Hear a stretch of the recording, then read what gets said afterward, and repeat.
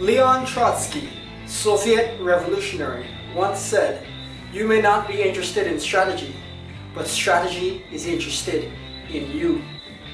This is Elson Lowe with The Lowe Way.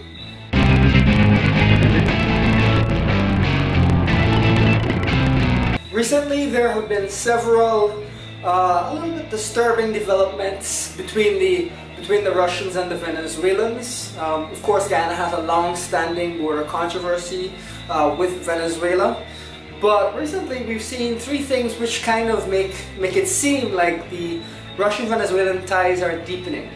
The first is Russia being willing to extend Venezuela 6 years credit, essentially, before they have to pay back some of their substantial loans.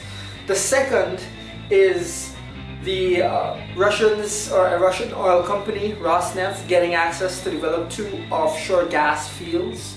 So that's going to be bringing in a lot of revenue for them in the future. The third, which is the most concerning, is the Russians sending 2 nuclear-capable bombers. Bombers which can actually travel at twice the speed of sound to conduct military exercises in Venezuela. Now that is something which really caused a diplomatic scuffle with the United States. And the reason for that is that we're still dealing in many ways with the shadow of the Cuban Missile Crisis, which I think in Guyana its implications locally are very poorly understood. But essentially why it's important is that there being nuclear missiles in Cuba at that point in time created a situation in which the United States could be struck within 3 minutes, right? So that was a very alarming situation and created a lot of risk of escalation of the conflict and obviously, a large-scale nuclear war. The US is typically unwilling to allow countries in its vicinity, just as Russia is unwilling to allow countries in its vicinity to host nuclear weapons. So for nuclear-capable bombers to come, near to the United States creates a lot of problems, right? And that, I think, was in the background of the tension between the pro-Soviet communist kind of elements in our society and the I would say socialist, kind of more neutral elements in our society. But what does this mean?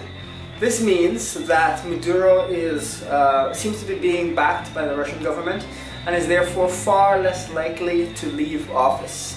Even if the Venezuelan opposition rises up against him, it is likely that the Russians will want to support them. And so, Maduro is not going anywhere.